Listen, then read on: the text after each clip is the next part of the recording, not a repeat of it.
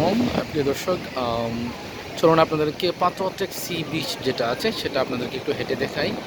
তো এটা হলো পাত্রটেক সি বিচ, যেটা আমি যে কয়েকটা বিচে এই পর্যন্ত গিয়েছি এগুলোর মধ্যে আমার সবচেয়ে বেশি ভালো লেগেছে পাত্রটেক সি বিচটা। এর আগে আমি তো আপনারা জানেন লাবণীতে গিয়েছি, তারপর সুগন্ধা, তারপর আম, ওই বিচটার নাম যেন কি কলাতলি, ঠিক আছে। তারপর এদিকে এসেছি আপনার ডলফিন মোড় থেকে আপনার হিমছড়ি, এখন আমি যাইনি, যাব বিকালের দিকে। তারপর আছে হলো ইনানি বিচ, এরপরে হলো আপনার এই বিচটা আর কি, হ্যাঁ, পাতুয়াটেক সি বিচ হলো এখানে আর কি, ঠিক আছে। তো পাতুয়াটেক সি বিচে আমি বিগত 3-4 ঘন্টা ধরে অবস্থান করতেছি আলহামদুলিল্লাহ, এবং আমি খুব এনজয় করছি, কারণ পাতুয়াটেক সি বিচে যেটা স্পেশাল যেটা রয়েছে এখানে, এই যে আপনার পানির, কিন্তু আমি এখন যেখানে হাঁটছি এখানে কিন্তু সকালে পানি ছিল, হ্যাঁ, 2-3 ঘন্টা আগেও পানি ছিল, হ্যাঁ, ঢেউ আসতেছিল, কিন্তু এখন কিন্তু পানিটা অনেকটা পিছনে চলে গিয়েছে। আমি কক্সবাজারে এসে যেটা দেখেছি প্রত্যেকটা বিচেই সকালবেলা আপনার পানি খুব বেশি থাকে, আপনার একেবারে পার পর্যন্ত চলে আসে, হ্যাঁ, কিন্তু বিকালের দিকে অর্থাৎ দুপুরের পর থেকে অর্থাৎ দুপুর 12টার পর থেকে আস্তে আস্তে আপনার পানিটা নিচে নামতে থাকে, ঠিক আছে। যেমন এখন পানিটা অনেক নিচে নেমে গিয়েছে।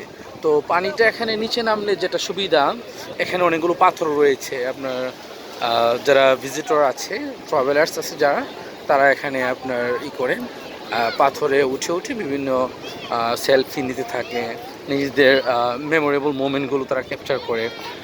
এই হলো বিষয় আর কি।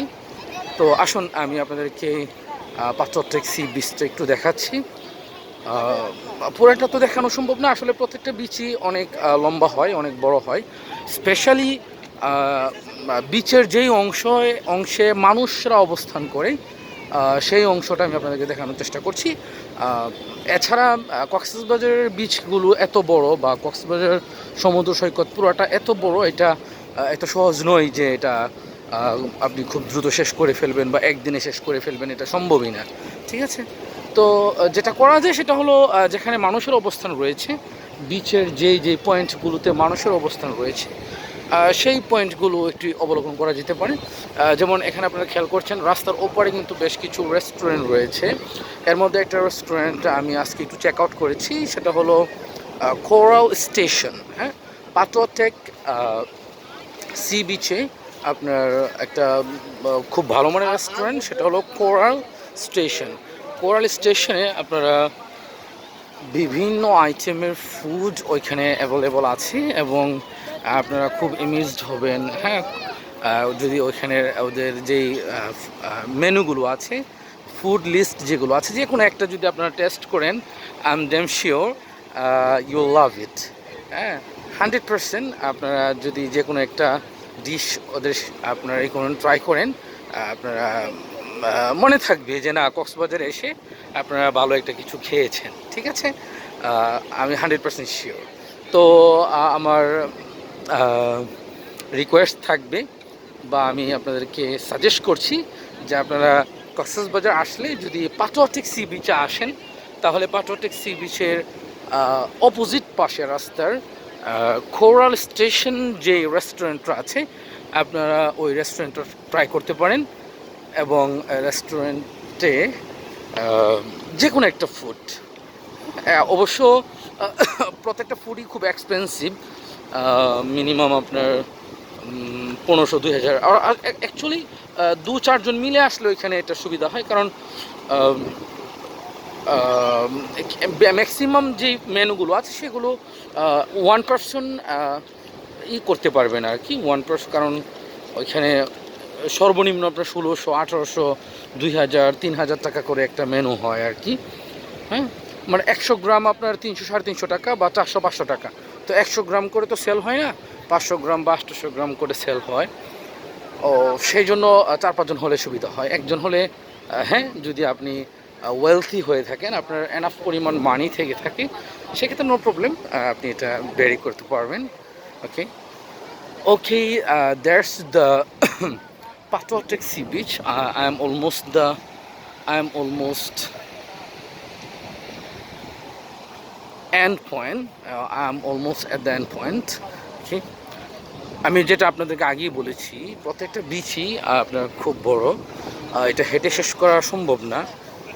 কিন্তু যেটা আমি বলেছি আপনাদেরকে সেটা হলো যেখানে আপনার মানুষের আনাগোনা রয়েছে, মানুষরা রেস্ট নিচ্ছে বা বিনোদন নিচ্ছে বা সমুদ্রে নামছে, ওই স্পটগুলো যেগুলো আছে সেগুলো অবশ্যই হেঁটে আপনার পার করা যেতে পারে। এ হলো বিষয়। Okay, let me finish it. I'm going to the end point, and after that I will close the video. Okay. মাশাআল্লাহ। তবে এখানে আশেপাশে ওই রকম অনেকগুলো মানে হোটেল নেই এখানে আপনার স্টে করার জন্য হোটেল নেই।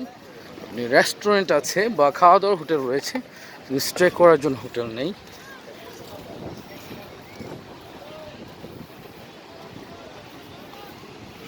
Okay, I am almost at the end point. And actually I'm enjoying the moment. Okay, I'm enjoying the place, I'm enjoying the situation, sceneries. Okay, I can't express my happiness, okay, with words. Okay, it can't be expressed also with words. শব্দে এটা আসলে কোনো একটা নতুন experience আসলে কারো পক্ষেই শব্দে প্রয়োগ করাটা এটা ম্যাক্সিমাম ক্ষেত্রে ইম্পসিবল হয়। আপনারা যখন ফিজিক্যালি আসবেন, কারণ আমিও এখানে আসার আগে কিন্তু কক্সবাজার সম্পর্কে মানে আমার ধারণা ছিল না যে এতটা সুন্দর বা এতটা মনোমুগ্ধকর। সুবহানাল্লাহ। এই যে আমি এন্ড পয়েন্টে এসে আমি কিন্তু আপনাদের সাথে কথা বলতে বলতে যে এন্ড পয়েন্টে এসেছি, আমি এখন এই মুহূর্তে যে কতটা এক্সাইটেড আমি আপনাদের বোঝাতে পারবো না। সুবহানাল্লাহ। আশপাশে এখানে কোনো মানুষ নেই এবং সমুদ্রের যে ঢেউ, হ্যাঁ, কত সুন্দর লাগতেছে, কত সুন্দর। সুবহানাল্লাহি ওয়া বিহামদিহি, সুবহানাল্লাহিল আযীম। আর এটা হলো মেরিন ড্রাইভ রুট। এই যে সামনে যে রুটটা দেখা যাচ্ছে, এই যে সিএনজি যাচ্ছে, হ্যাঁ, এটা মেরিন ড্রাইভ রুট। ওকে, ডলফিন মোড় থেকে কিছুটা সামনে আসার পর, অর্থাৎ কলাতলি মোড়, যেটা কলাতলি মোড়ের পর থেকে আপনার যে রাস্তাটা ঢুকেছে, এই রাস্তায় আপনার হিমছড়ি, ইনানি এবং পাচরটেক, তারপর আছে আপনার শামলাপুর বিচ, তারপর আছে টেকনাফ। এই পুরোটা রাস্তাই হলো আপনার মেরিন ড্রাইভ রোড। ওকে, যেমন এই যে মেরিন ড্রাইভ রোড। আর এই বিচগুলোর আরেকটা বিশেষত্ব হলো এক পাশে তো বিচ, আরেক পাশে কিন্তু পাহাড়। ঠিক আছে, এক পাশে বিচ, আরেক পাশে হলো পাহাড়। আর এই মেরিন ড্রাইভ যে রোড, এই রোডটা কিন্তু আপনারা মধ্যেই জানেন যেটা সেনাবাহিনীর তত্ত্বাবধানে প্রস্তুত করা হয়েছে। সরাসরি সেনাবাহিনীর রিজে আপনার এটা করেছে আর কি, নিজেদের তত্ত্বাবধানে এই রাস্তাটা করা হয়েছে। ওকে, মাশাআল্লাহ। এই সিনারিটা দেখে আমি আসলে এখানে আসার কোনো প্ল্যান ছিল না। এন্ড পয়েন্টে আমি আপনাদের সাথে কথা বলতে বলতে আপনাদের সাথে পাথরটেকের দৃশ্যগুলো শেয়ার করার জন্য আমি আসলে ভিডিওটা তৈরি করতে গিয়ে এখানে এসেছি। তো এখানে এসে আসলে আমি অনেক ভালো লাগছে। হ্যাঁ, আলহামদুলিল্লাহ, আলহামদুলিল্লাহ। হ্যাঁ, অনেক ভালো লাগছে। এখানের দৃশ্যগুলো অনেক সুন্দর। হ্যাঁ, আপনার যে কারো মন ভালো হয়ে যেতে আমি মনে করি যে বাধ্য, অবশ্যই তার মন ভালো হবে ইনশাআল্লাহ। ওকে, তো প্রিয় দর্শক, আমার জন্য দোয়া করবেন, আমি আপনাদের জন্য দোয়া করি। আল্লাহ রাব্বুল আলামিন আপনাদেরকে আপনাদের মনের আশাগুলো পূরণ করুন এবং সুস্থতার সাথে দুনিয়াতে যেন বসবাস করতে পারেন এবং আল্লাহর আদেশ যেন মানতে পারেন। সর্বোপরি আমরা যেন দুনিয়া এবং আখিরাতে সফল কাম হয়ে যেতে পারি। সর্বশেষে আমি কোরআন আয়াতটা পড়ে শেষ করছি। রব্বানা আতিনা ফিদ দুনিয়া হাসানা ওয়া ফিল আখিরাতি হাসানা ওয়া কিনা আযাবান নার। Okay, viewers, assalamu alaikum wa rahmatullahi wa barakatuh.